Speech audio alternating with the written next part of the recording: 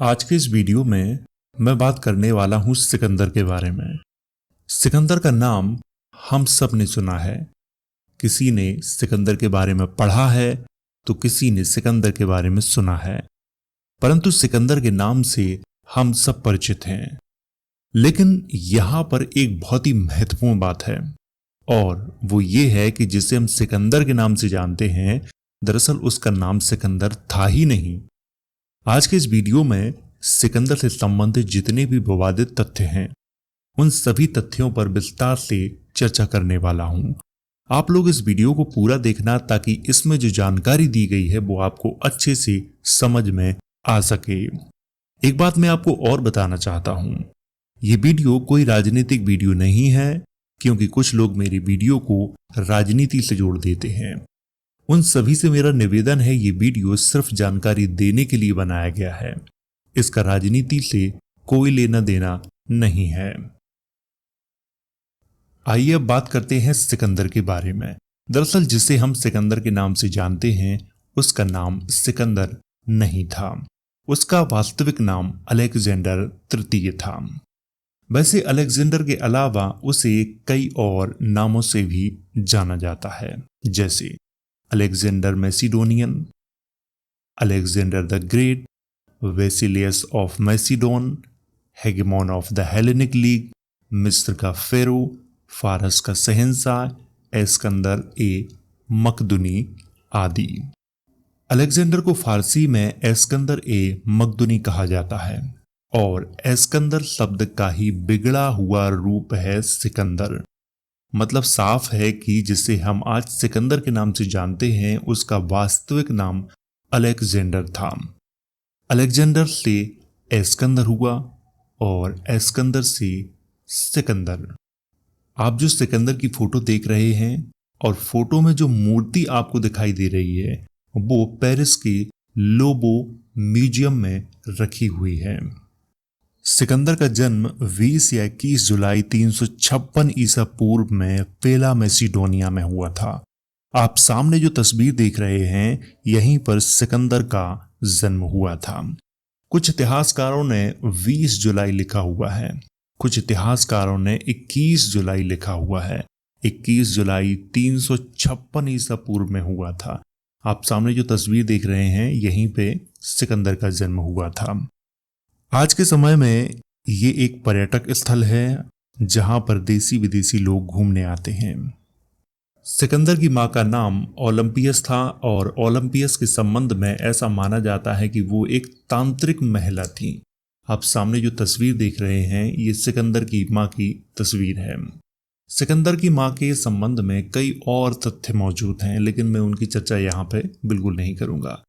सिकंदर के पिता का नाम फिलिप द्वितीय था, जो मैसिडोनिया के शासक थे, और ऐसा माना जाता है कि फिलिप द्वितीय की कई रानियां थीं, लेकिन उनमें से अधिकतर रानियों की हत्या सिकंदर की मां ओलंपियस के द्वारा कर दी गई थी। कुछ इतिहासकार ऐसा मानते हैं कि ओलंपियस के द्वारा की गई थी, क्योंकि ये तांत्रिक थी, और कुछ इतिहासकार ऐसा मानते हैं कि सिकंदर के द्वारा कर दी गई थी, ऐसा मानते हैं। इनमें से कौन सही है, ये मैं बिल्कुल नहीं कह सकता, क्योंकि इस पे इतिहासकार एक मत नहीं है। सिकंदर की मां और पिता के मध्य आपसी रिश्ते अच्छे नहीं थे, क्योंकि सिकंदर की मां हमेशा सिकंदर से कहती थी कि तुम देवता जीउस की संतान हो, फिलिप से तुम्हारा कोई संबंध नहीं है। सिकंदर के गुरु का नाम अरस्तु था, जो यूनान के प्रसिद्ध दार्शनिक थे। अरस्तु का जन्म 384 ईसा पूर्व में स्तेगिरिया नाम के शहर में हुआ था। अरस्तु के पिता मकदूनिया के राजा के शाही वैद्य थे, और अरस्तु ने भौतिकी, अध्यात्म, राजनीति, नीति शास्त्र, कविता, नाटक, संगीत, तर्कशास्त्र, जीव विज्ञान आदि विषयों पर रचनाएं की थी, परंतु उनकी अधिकतर रचनाएं नष्ट हो चुकी हैं। 336 ईसा पूर्व में सिकंदर के पिता फिलिप द्वितीय की हत्या उसके ही अंगरक्षकों के कप्तान पॉसनीस के द्वारा कर दी गई थी।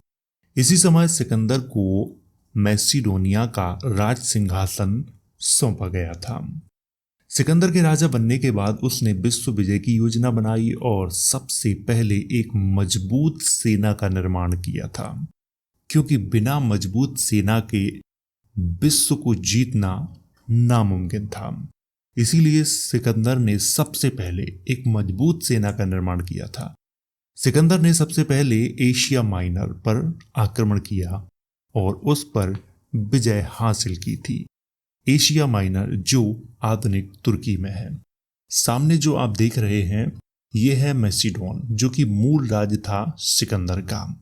यहां से थ्रेस और एशिया माइनर, ये आपको यहां पे ध्यान रखना है। आधुनिक कहाँ है? ये तुर्की में है। ये एशिया माइनर पर विजय प्राप्त करने के बाद सिकंदर ने 332 ईसा पूर्व में मिस्र को अपने अधीन किया था। इसी समय सिकंदर ने नील नदी के मुहाने पर अलेक्जेंड्रिया नामक एक नगर को भी बसाया था। 331 ईसा पूर्व में सिकंदर ने बेबीलोन और उसके आसपास के क्षेत्रों पर अधिकार कर लिया था। देखिए, बेबीलोन आधुनिक कहाँ है? आधुनिक इराक में है बेबीलोन। उस समय बेबीलोन एक प्रसिद्ध शहर था जो कि मेसोपोटामिया के अंतर्गत ये आता था। ये आपको यहाँ पे थोड़ा ध्यान रखना है इसको। इसके बाद सिकंदर ने फारस के शहंशाह डेरियस तृतीय के विरुद्ध आक्रमण किया। सिकंदर ने फारस की राजधानी पारसी पोलिस को जलाकर खाक कर दिया था। आप सामने जो तस्वीर देख रहे हैं उसमें डेरियस तृतीय के बच्चे और रानियां हैं। 329 ईसा पूर्व में सिकंदर ने अफगानिस्तान वाले क्षेत्र पर अधिकार कर लिया था और इसके बाद बैक्ट्रिया की तरफ अपना ध्यान आकर्षित किया था। बैक्ट्रिया हिंदकुश और आमू दरिया के बीच का क्षेत्र है। अभी मैं आपको दिखाता हूं। ये आप जो सामने देख रहे हैं यह है बैक्ट्रिया। इसी समय 328 ईसा पूर्व में सिकंदर ने विक्टोरिया की राजकुमारी रुखसाना के साथ विवाह किया था।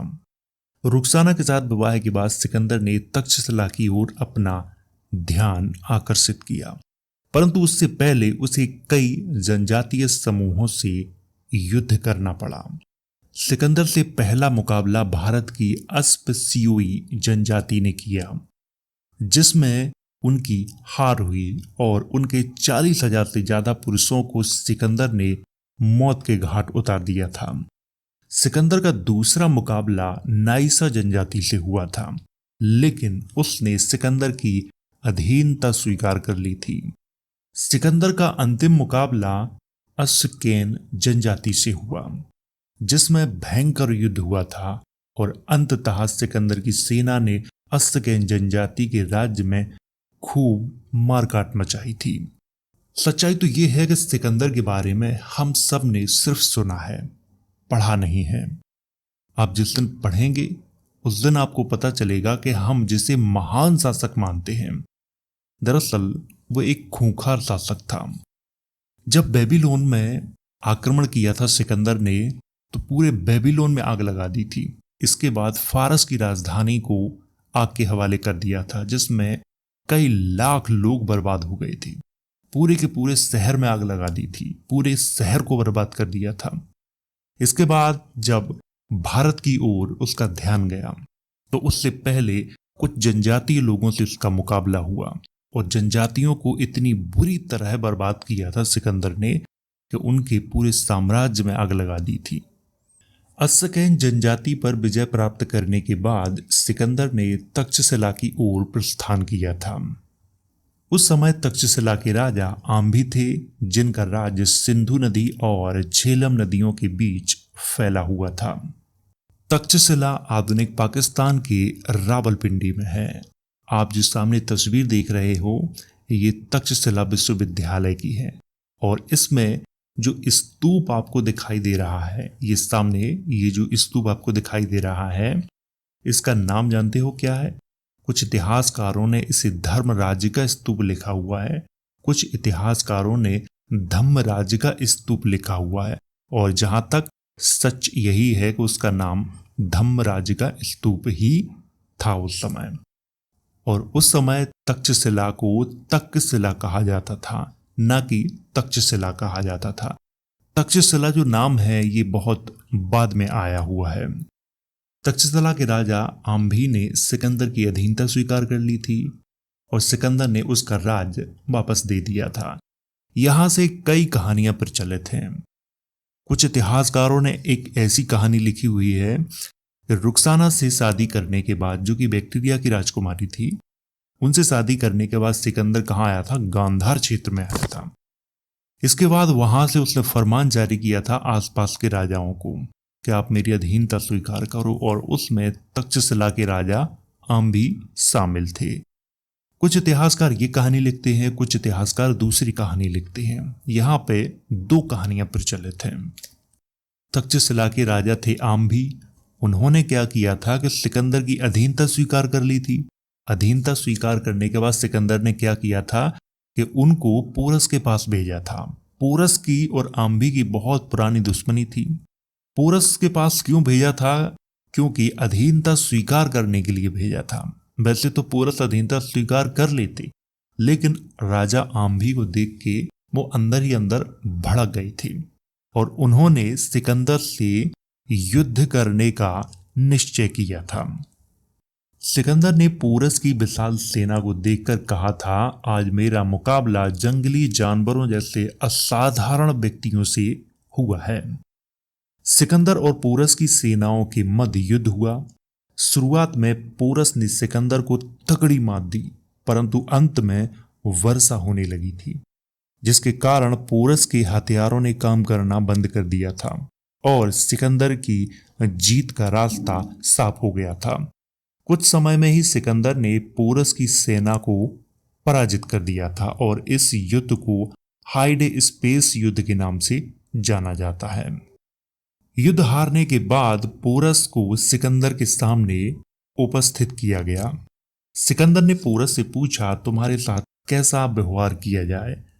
तो पोरस ने उत्तर दिया, जैसा राजाओं के साथ किया जाता है। पोरस की यह बात सुनकर सिकंदर ने पोरस का सारा राज्य वापस कर दिया था। आपको नहीं लगता कि ये एक कहानी है और बहुत ही अच्छी कहानी लिखी है इतिहासकारों ने? यहां से दो कहानियां प्रचलित हैं। कुछ इतिहासकार ऐसा मानते हैं कि इस युद्ध में जो सिकंदर और राजा पोरस के मध्य में जो युद्ध हुआ था, इस युद्ध में राजा पोरस की विजय हुई थी, लेकिन सबूत नहीं है, इसीलिए कह पाना थोड़ा मुश्किल है, क्योंकि जो भी सबूत मिलते हैं वो सिकंदर की ओर इशारा करते हैं। इसीलिए ये कह पाना बहुत मुश्किल का काम है कि इस युद्ध में राजा पोरस की जीत हुई थी, लेकिन लोगों का मत है, लोग ऐसा मानते हैं।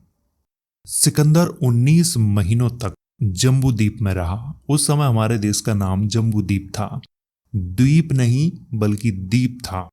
उस दौरान सिकंदर ने सिंध, जो कि आधुनिक पाकिस्तान में है, सिंध के सभी राजाओं को अपने अधीन कर लिया था। इसके बाद सिकंदर ने आगे बढ़ने का निश्चय किया, परंतु वहां के स्थानीय जो राजा थे उन्होंने सिकंदर की सेना को पहले ही बता दिया था, अभी तो शुरुआत है, मगध बहुत दूर है, उससे पहले कई राजाओं से तुम्हारा युद्ध होगा तथा मगध के पास हमसे भी बड़ी विशाल सेना है जिसे तुम हरा नहीं सकते।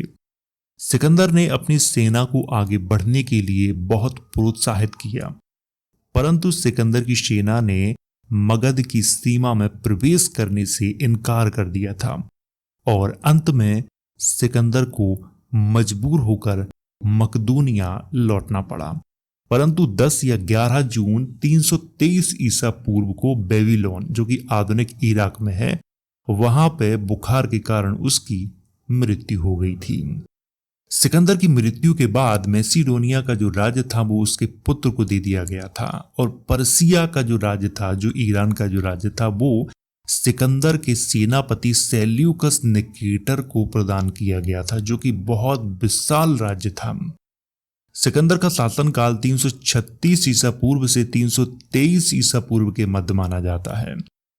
यहां पर थोड़ी सी चर्चा कर लेते हैं। पर्सिया का साम्राज्य किसको मिला था? सेल्यूकस निकेटर को मिला था। सेल्यूकस निकेटर ने क्या सोचा कि सिकंदर का जो सपना है वो अधूरा रह गया है, क्यों ना उससे पूरा किया जाए। लेकिन तब तक मगध की सत्ता में परिवर्तन हो चुका था। यहाँ पे मौर्य वंश का शासन स्थापित हो चुका था और राजा उस समय कौन थे? चंद्रगुप्त मौर्य। और चंद्रगुप्त मौर्य के संबंध में सेल्यूकस निकेटर को अंदाजा नहीं था। उसको लग रहा था कि कोई नया बच्चा है, इसे मैं पराजित कर दूंगा। और दोनों के मध्य में 305 ईसा पूर्व में युद्ध हुआ था, भयंकर युद्ध हुआ था। और इस युद्ध में किसकी विजय हुई थी? चंद्रगुप्त मौर्य की विजय हुई थी। और सेल्यूकस निकेटर ने इसी समय अपनी पुत्री का विवाह किसके साथ किया था? चंद्रगुप्त मौर्य के साथ कर दिया था। और यही वो समय था जब विदेशी लोग भारत में बसना शुरू हुए थे। आप लोग जानते हो, जब सिकंदर ने भारत पर आक्रमण किया था तो उस समय भारत पर किस वंश का शासन था? उस समय भारत पर नंद वंश का शासन था। राजा कौन थे? राजा थे घनानंद। अगर घनानंद उस सिकंदर के मध्य में युद्ध होता तो फिर क्या होता? वही होता जो मंजूर खुदा होता। और मैं इतना दावे के साथ कह सकता हूं कि सिकंदर कभी भी युद्ध नहीं जीत पाता घनानंद से। घनानंद सिकंदर से बहुत ज्यादा ताकतवर थे, उनके पास विशाल सेना थी। अब आप सोचिए, पोरस जो उस समय पंजाब के राजा थे, जिनके पास इतनी सेना भी नहीं थी, उन्होंने कड़ा मुकाबला दिया था सिकंदर को। अगर वारिस ना होती तो सिकंदर की हार निश्चित थी। वो तो वारिस के कारण हार किसकी हुई? राजा पोरस की। लेकिन इसमें भी थोड़ा इतिहासकार ऐसा मानते हैं कि इस युद्ध में राजा पोरस की जीत हुई थी, लेकिन कोई पुख्ता सबूत नहीं है, तो ये कह पाना थोड़ा सा मुश्किल हो जाता है, क्योंकि जो भी सबूत मिलते हैं वो सिकंदर की ओर इशारा करते हैं। तो ये तो थी एक कहानी सिकंदर की। आपको कैसी लगी कमेंट करके आप बता सकते हैं। जो लोग अपने नोट्स बनाना चाहते हैं उनके लिए डिस्क्रिप्शन बॉक्स में वेबसाइट की लिंक दी गई है, तो वो लोग वहां से जाके अपने नोट्स बना सकते हैं। वीडियो अगर अच्छा लगा हो तो इसे लाइक करें, शेयर करें। वीडियो देखने के लिए धन्यवाद।